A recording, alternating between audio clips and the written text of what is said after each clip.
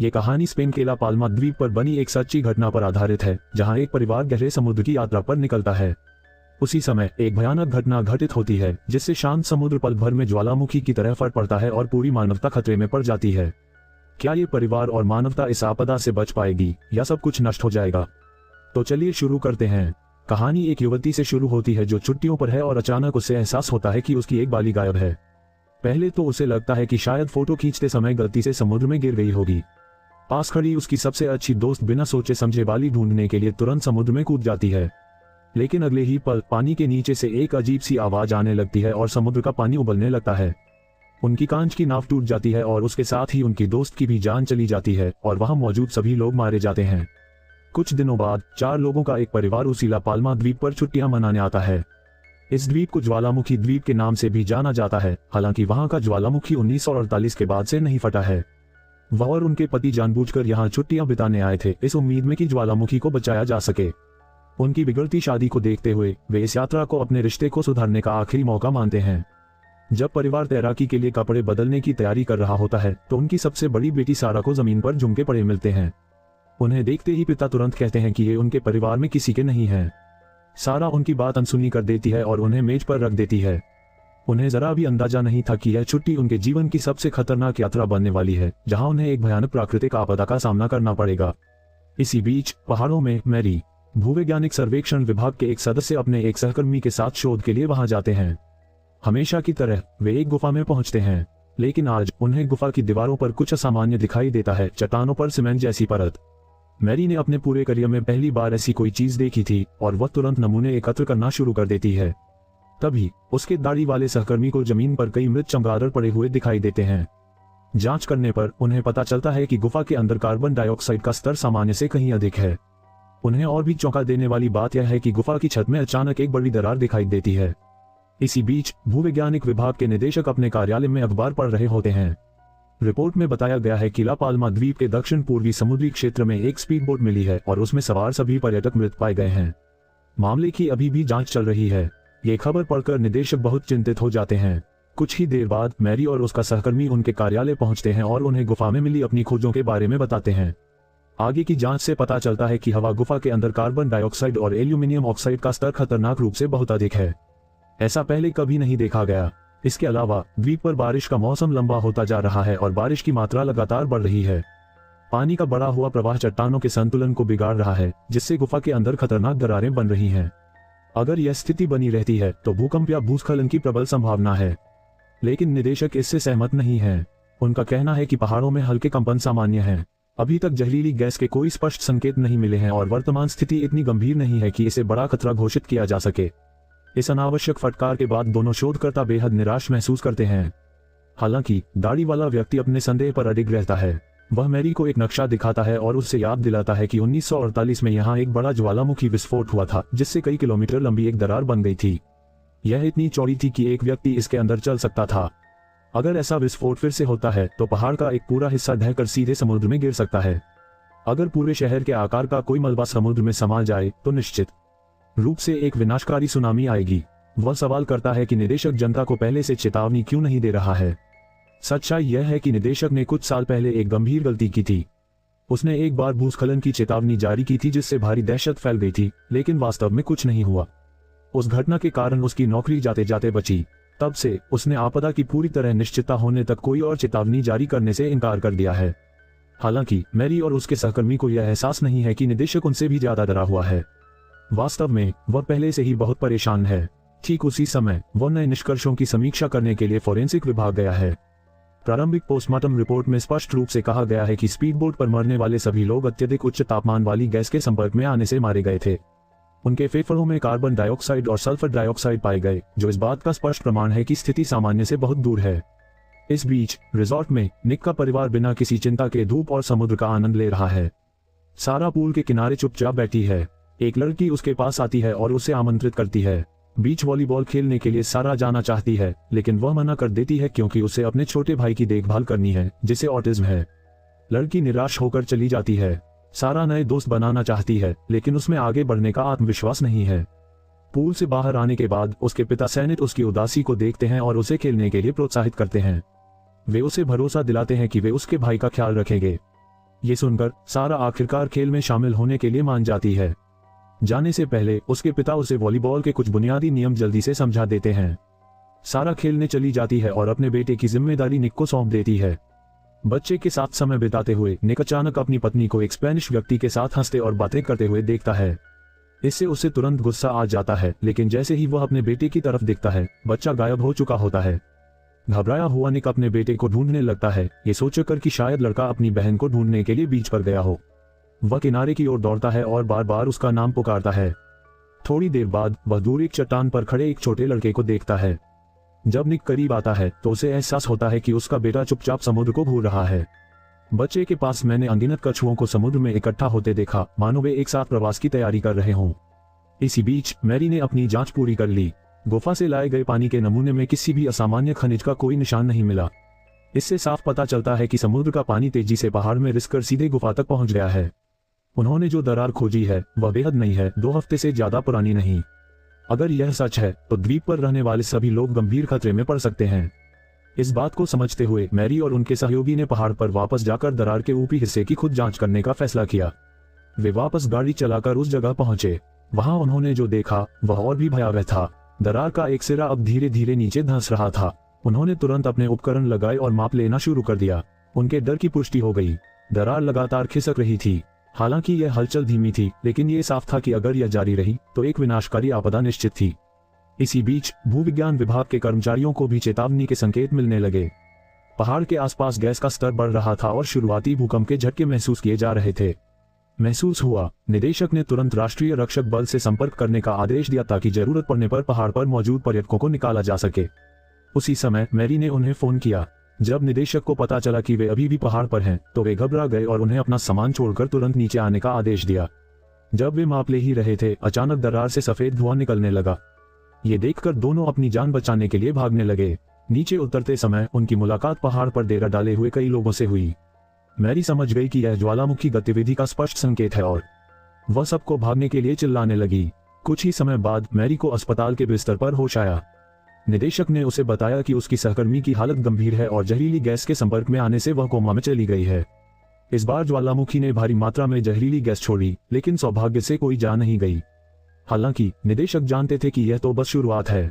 जब जहरीली गैस निकलने लगती है तो अगले चरण में राख और फिर पिघला हुआ लावा निकलता है।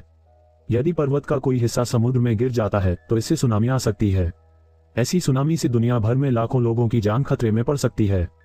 कई महाद्वीप प्रभावित हो सकते हैं और छोटे द्वीप देश समुद्र में पूरी तरह डूब सकते हैं। केवल निकासी का खर्च ही अरबों डॉलर तक पहुंच सकता है। दहशत और अफरा तफरी में इससे भी बड़ा खतरा है। कई और जाने जा सकती हैं। इसलिए निदेशक अभी भी ठोस सबूत मिलने तक इंतजार करना चाहते हैं। लेकिन हिमाय अब और इंतजार करने को तैयार नहीं है। वह निदेशक को साफ साफ कहती हैं कि अगर अभी कार्रवाई नहीं की गई तो इसके परिणाम अपरिवर्तनीय हो सकते हैं। दबाव में आकर निदेशक मेयर से मिलने के लिए उनके साथ जाने को तैयार हो जाते हैं। हालांकि मेयर का रवैया नहीं बदलता। वह पूरी तरह से आश्वस्त होने तक जनता को सतर्क करने से इनकार करते हैं। एक और झूठी चेतावनी उनकी नौकरी छीन सकती है। मैरी और निदेशक चाहे कितनी भी कोशिश करें, मेयर इंतजार करने का फैसला करते हैं। इस बीच रिजॉर्ट में निक और हिमाय अपने बेटे को लेकर एक बार फिर बहस करते हैं। हिमाय निक पर आरोप लगाती है कि जब उनका बेटा लापता हुआ तो उन्होंने हिमाय को तुरंत सूचना नहीं दी। निक गुस्से में जवाब देता है कि हिमाय ने पूरे दिन बच्चों पर ध्यान नहीं दिया था। दोनों में से कोई भी एक दूसरे की बात समझने को तैयार नहीं है। पर इसी बीच सारा की जिंदगी भी बिखरने लगती है। जिस लड़की से उसकी दोस्ती एक दिन पहले हुई थी, वही अब उसे बुरी तरह डांटती है। वजह यह है कि सारा ने गलती से उसका एक वीडियो शेयर कर दिया था। दरअसल वह वीडियो एक लड़के ने चुपके से रिकॉर्ड किया था, लेकिन सारा का गुस्सा सारा पर ही था। दिल टूट जाने पर सारा अपने कमरे में जाकर रोने लगती है। वहीं बैठे बैठे उसे बगल वाले कमरे में अपने माता पिता के जोर जोर से झगड़ने की आवाज सुनाई देती है। अब उसका मन वहां एक पल के लिए भी नहीं रुकता। चुपचाप वह वहां से निकलकर एयरपोर्ट की ओर चल पड़ती है। वहां से वह नॉर्वे में रहने वाले अपने चाचा को फोन करके वापसी का टिकट बुक करने को कहती है। चाचा उससे पूछते हैं कि वह अकेले क्यों यात्रा करना चाहती है, लेकिन सारा कोई जवाब नहीं देती। फोन कटने के बाद चाचा चिंतित हो जाते हैं और अपनी बहन हिमेई को फोन करते हैं, लेकिन हिमेई उस समय योगा कर रही होती है और फोन की घंटी नहीं सुन पाती। इसी बीच भूविज्ञान विभाग को और भी चिंताजनक खबर मिलती है। पूरे द्वीप में लगातार छोटे छोटे भूकंप के झटके आ रहे हैं और उनका केंद्र धीरे धीरे ऊपर की ओर खिसक रहा है। इससे साफ संकेत मिलता है कि ज्वालामुखी किसी भी क्षण फट सकता है। निदेशक ने तुरंत हवाई यातायात नियंत्रण को ला पाल्मा द्वीप से आने जाने वाली सभी उड़ानों को रोकने का आदेश दिया। ज्वालामुखी की राख से विमान के इंजन बुरी तरह क्षतिग्रस्त हो सकते हैं और विमान दुर्घटनाग्रस्त हो सकते हैं, लेकिन चेतावनी बहुत देर से आती है। अचानक पहाड़ से एक छोटा लेकिन शक्तिशाली विस्फोट गूंजता है, जिससे सभी लोग स्तब्ध रह जाते हैं। ठीक उसी समय सारा को ले जा रहा विमान पहले से ही रनवे पर तेजी से दौड़ रहा होता है। पायलट को एयर ट्रैफिक कंट्रोल से टेक ऑफ रद्द करने के निर्देश मिलते हैं, लेकिन रनवे छोटा होने के कारण विमान को उड़ान भरनी पड़ती है। इसी बीच हेई को आखिरकार अपने भाई का मिस्ड कॉल दिखाई देता है और वह तुरंत उसे वापस कॉल करती है। जब उसे पता चलता है कि सारा हवाई अड्डे पर गई है, तो वह घबरा जाती है और अपने पति को ढूंढने के लिए दौड़ पड़ती है। तभी घनी ज्वालामुखी राख के बीच से एक विमान की गर्जना सुनाई देती है। अगले ही पल एक भीषण विस्फोट से आसमान हिल जाता है। वह डर से अपना चेहरा ढक लेती है, यह नहीं जानते हुए कि उसकी बेटी उस विमान में थी या नहीं। जैसे ही दंपति हवाई अड्डे के लिए निकलने की तैयारी करते हैं, हेई को अपने भाई का संदेश मिलता है। विदेश मंत्रालय में कार्यरत उसके भाई को विमान दुर्घटना की सूचना मिल चुकी है। बचाव दल पहले से ही काम पर लगे हुए हैं और सभी जीवित बचे लोगों को अस्पताल ले जाया जा रहा है। द्वीप का इकलौता अस्पताल। जब वह और निक अस्पताल पहुंचते हैं तो वे घंटों तक सारा को ढूंढते हैं, लेकिन वह नहीं मिलती। अस्पताल के कर्मचारी उन्हें विमान की यात्री सूची दिखाते हैं, जिनके नाम पर निशान लगा है उन्हें पहले ही अस्पताल ले जाया जा चुका है, जबकि बाकी लापता लोगों की सूची में है। सारा का नाम सूची में है, लेकिन उसके आगे कोई निशान नहीं है। ये देखकर दोनों पूरी तरह से टूट जाते हैं। थके हारे और दुखी होकर वे होटल लौट आते हैं, ये तय नहीं कर पा रहे कि आगे क्या करें। लेकिन जब वे अपने कमरे का दरवाजा खोलते हैं तो वे दंग रह जाते हैं। सारा सुरक्षित अंदर बैठी है। दरअसल सारा विमान में चढ़ने ही वाली थी कि उसे अपनी दोस्त का संदेश मिला। उसकी दोस्त ने दिल से माफी मांगी और क्षमा मांगी। सारा ने आखिरी क्षण में विमान में न चढ़ने का फैसला किया। बाद में उसकी दोस्त को भी एहसास हुआ कि इस संदेश ने अनजाने में सारा की जान बचाई थी। इस त्रासदी के बाद उनकी दोस्ती और भी मजबूत हो जाती है। इस बीच भूविज्ञान विभाग में स्थिति और भी बिगड़ती जा रही है। वैज्ञानिकों का मानना है कि द्वीप को तुरंत खाली करा लेना चाहिए, लेकिन महापौर अभी भी सहमत नहीं है। उनका तर्क है कि ऐसी घोषणा से और भी समस्याएं पैदा हो सकती हैं। अफरा तफरी मचने से दहशत फैल सकती है और जानमाल का नुकसान हो सकता है। ज्वालामुखी की राख पहले भी दिखाई दी है, लेकिन उससे कोई बड़ा विनाश नहीं हुआ था और एक और झूठी चेतावनी से सभी की नौकरियां जा सकती हैं। जब निदेशक को एहसास होता है कि जनता को अभी भी चेतावनी नहीं दी जा रही है, तो वह एक व्यक्तिगत निर्णय लेता है। वह अपने सभी कर्मचारियों को तुरंत द्वीप छोड़ने का आदेश देता है और खुद ड्यूटी पर आखिरी व्यक्ति के रूप में वहीं रहने का फैसला करता है। मैरी इस फैसले से नाखुश है, लेकिन उस पर अपने छोटे भाई की जिम्मेदारी भी है। जल्द ही उसे पता चलता है कि उसका भाई नशे में है और एक बार में हंगामा कर रहा है।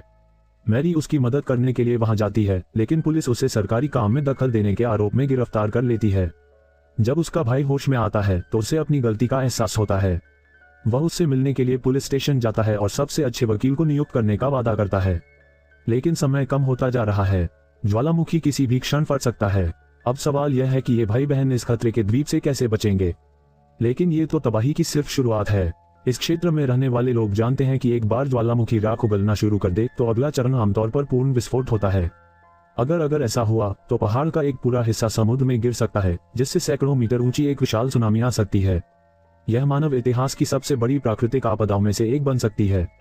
रात के दौरान ज्वालामुखी से एक बार फिर सफेद धुआं उठने लगता है, मानो कोई सोया हुआ राक्षस जागने वाला हो। उसी समय निक और उसका परिवार अभी भी पानी में है, खतरे से पूरी तरह अनजान। उन्हें जरा भी अंदाजा नहीं है कि आपदा धीरे धीरे उनकी ओर बढ़ रही है। अचानक फोन बजता है। हाइम फोन उठाती है और देखती है कि यह उसके भाई का फोन है। वह बताता है कि सरकार को पहले से ही स्थिति की जानकारी है, लेकिन व्यापक दहशत को रोकने के लिए जानकारी गुप्त रखी जा रही है। उसने चुपके से उनके लिए एक फेरी बुक कर ली है, जो उन्हें कुछ ही मिनटों में पास के टेनेरिफ द्वीप पर ले जाएगी। वहां से वे अगली फ्लाइट से घर लौट सकते हैं। फेरी के रवाना होने में केवल 20 मिनट बचे हैं और बचने का मौका हाथ से निकलता जा रहा है। अपने भाई की चेतावनी सुनकर किम्मी बिना समय बर्बाद किए चुपचाप अपने पति और 2 बच्चों के साथ जाने की तैयारी करती है, लेकिन सारा जोर देती है कि वह अपनी दोस्त शेरी को भी साथ ले जाना चाहती है। वह उसे बुलाती है, बार बार गुहार लगाने के बावजूद कोई जवाब नहीं मिलता। जब हिमी कहता है कि बहुत देर हो चुकी है और किसी भी क्षण सुनामी आ सकती है, तो सारा अपने परिवार के साथ घर छोड़ने पर मजबूर हो जाती है। जैसे ही वे बाहर कदम रखते हैं, उन्हें एहसास होता है कि सड़क पर एक भी टैक्सी नहीं है। समय तेजी से बीत रहा है। तभी निक को एक विचार आता है। वह अचानक एक ट्रक रोकता है और जल्दी से अपने पूरे परिवार को उसमें बिठा लेता है।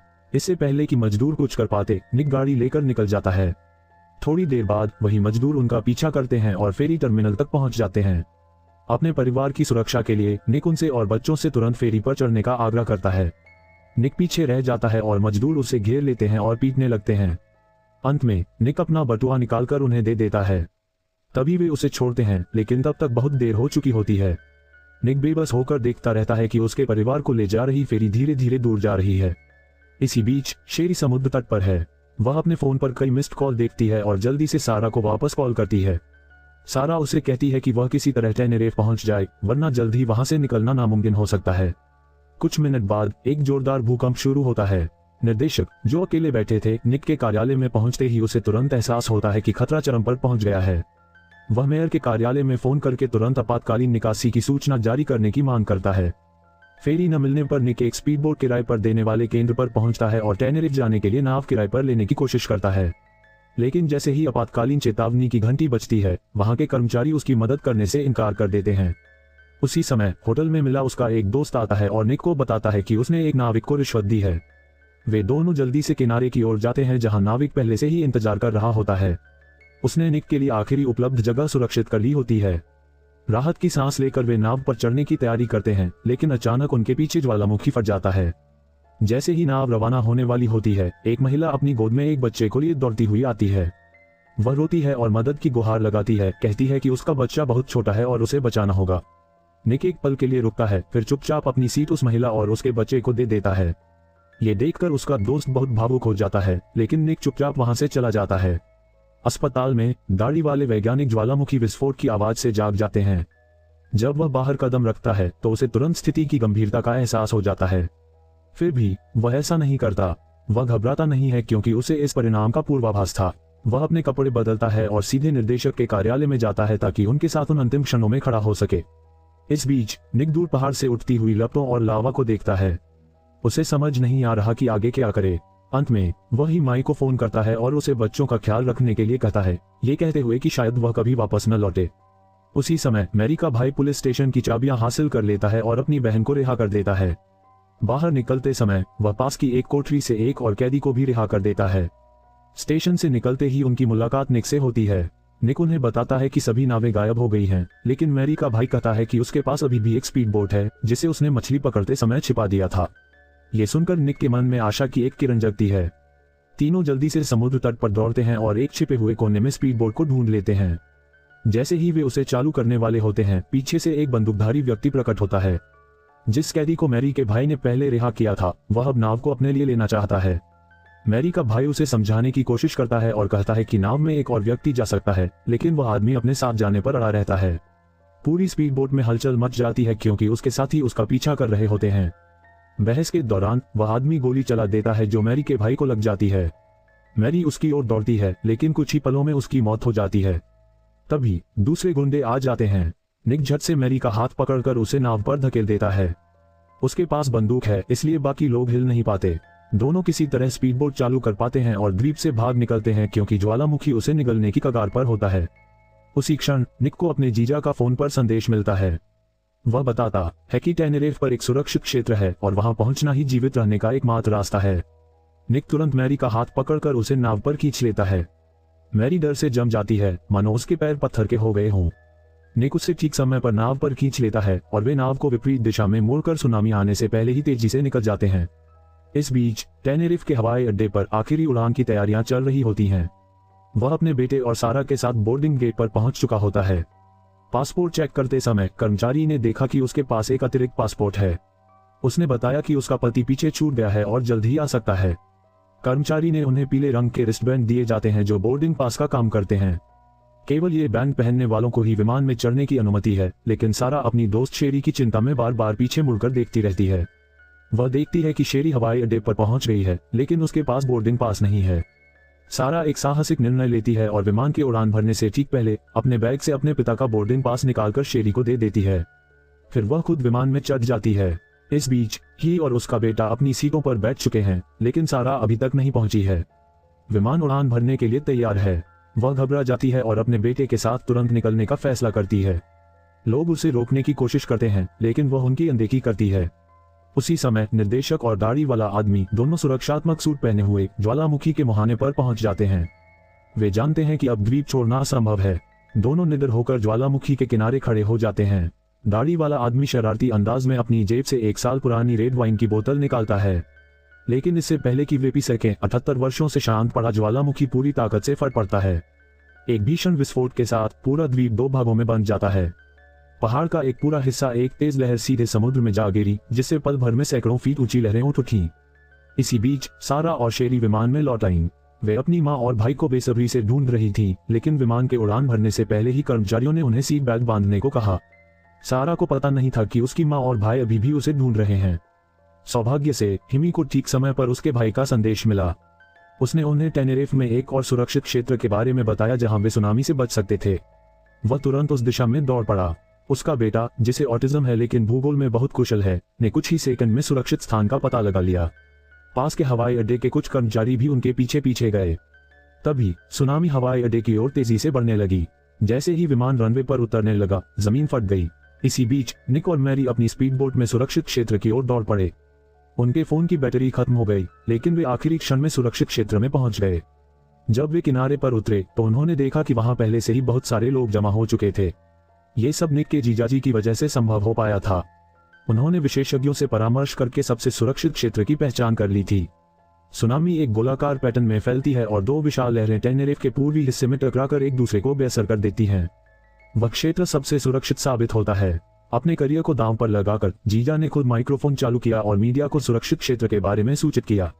लोगों के फोन पर भी अलर्ट भेजा गया, जिससे अनगिनत जानें बच गईं। लेकिन निक चारों ओर देखता है और उसे अपनी पत्नी और बच्चे कहीं नजर नहीं आते। उसे दूसरों से पता चलता है कि पूरा द्वीप तबाह हो गया है और आखिरी विमान दुर्घटनाग्रस्त हो गया है। निक ये सोचकर टूट जाता है कि शायद वह अपने परिवार का एकमात्र जीवित सदस्य है। तभी दूर से एक जानी पहचानी आवाज सुनाई देती है। हैरानी की बात है कि विमान दुर्घटना में कुछ लोग बच जाते हैं। सारा को होश आ जाता है जबकि शेरी बेहोश रहती है। सारा तुरंत शेरी को जमीन पर लिटाती है और सीपीआर शुरू करती है। एक फ्लाइट अटेंडेंट की मदद से शेरी को होश आ जाता है। जब वे विमान से बाहर निकलते हैं तो उनके चारों ओर की दुनिया पूरी तरह से तबाह दिखाई देती है। सुनामी ने दुनिया के कई हिस्सों को तबाह कर दिया है। कुछ छोटे द्वीप राष्ट्र पूरी तरह से जलमग्न हो गए हैं। निक और हेई को डर है कि वे सारा को शायद फिर कभी न देख पाएं। लेकिन फिर एक बचाव हेलीकॉप्टर आता है। उनका बेटा सबसे पहले सारा को पहचानता है। हैरानी की बात है कि इतनी भीषण तबाही के बावजूद पूरा परिवार आखिरकार फिर से मिल जाता है। बस एक व्यक्ति है जो चुपचाप दूर खड़ा है, मैरी, जिसने इस आपदा में अपने भाई को खो दिया।